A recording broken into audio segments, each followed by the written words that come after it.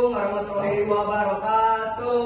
Waalaikumsalam warahmatullahi wabarakatuh. Jadi kali ini saya sebagai pemateri akan menjelaskan apa itu public speaking. Sebelumnya kalian kenal saya nggak? Oke, perkenalan dulu ya. Ya. Nama saya Raffi Modern Sebenar. Oke, lanjut. Definisi public speaking. Oke. Ada yang tahu nggak sebelumnya public speaking itu apa? Tahu nih? Oke. Jadi gini teman-teman, public speaking itu kalau misalnya secara harfiah, secara kita bedah jadi dua, public itu orang, speaking itu berbicara. Kalau misalnya secara menyeluruh, public speaking adalah cara kita bagaimana kemampuan kita untuk membicarakan sebuah informasi kepada orang-orang. Seperti itu definisinya. Terus yang kedua, aku akan menjelaskan nih ada beberapa elemen penting di dalam public speaking. Yang pertama, elemen pertama nih, satu, pembicara. Saya pembicara, saya akan menyampaikan materi kepada kalian. Yang kedua adalah pesan yang saya sampaikan kepada kalian.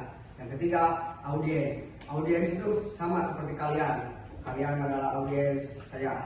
Oke. Yang keempat ada saluran. Ya, saluran ini seperti contohnya adalah ketika kita ingin presentasi itu secara online, secara offline. Terus misalnya kita mau belajar itu bisa melalui Zoom atau media apapun lah itu. Yang kelima adalah umpan balik.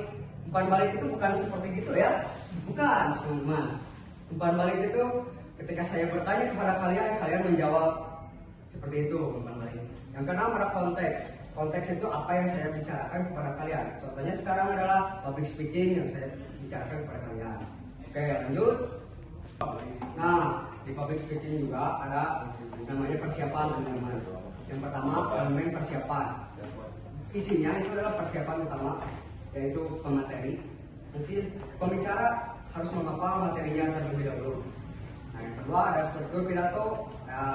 Pokoknya struktur ini ngejelasin apa aja yang akan dijelaskan saat kita presentasi atau berpidato lah. Terus yang kedua analisis audiens. Analisis audiens ini bagaimana kita melihat audiensnya. Contohnya ketika saya berbicara, ini pada responnya nih. Nah, itu analisis.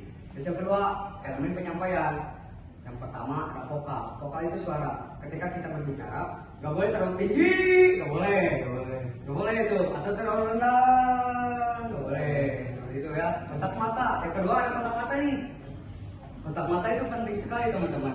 Dalam berbicara di depan, kita itu harus berkontak mata kepada audiens. Contohnya saya sedang kontak mata nih kepada kalian semua. Terus bahasa tubuh, gerakan tubuh lah ya. Mungkin kayak gini, kayak gitu, kayak gini, kayak gitu. Terus yang keempat, ekspresi wajah. Kita kalau misalnya public speaking, kita harus senyum teman-teman. Oke, seperti itu. Terus yang ketiga, elemen psikologis dan lingkungan. Yang pertama ada kepercayaan diri. Jadi kalau misalnya mau public speaking, mau berbicara seperti itu, kita harus mempersiapkan diri dulu dan percaya diri sendiri. Oke. Lanjut, yang terakhir, mungkin selama belajar public speaking, hal paling penting yang saya pelajari itu soal persiapan dan kepercayaan diri. Kenapa? Karena ketika kita siap dalam hal apapun seperti materi atau itu akan lancar terus. Dan yang kedua itu kepercayaan diri. Kita latih terus kepercayaan diri dengan latihan seperti di cermin atau dimanapun itulah. Mungkin sekian dari saya. Wassalamualaikum warahmatullahi wabarakatuh.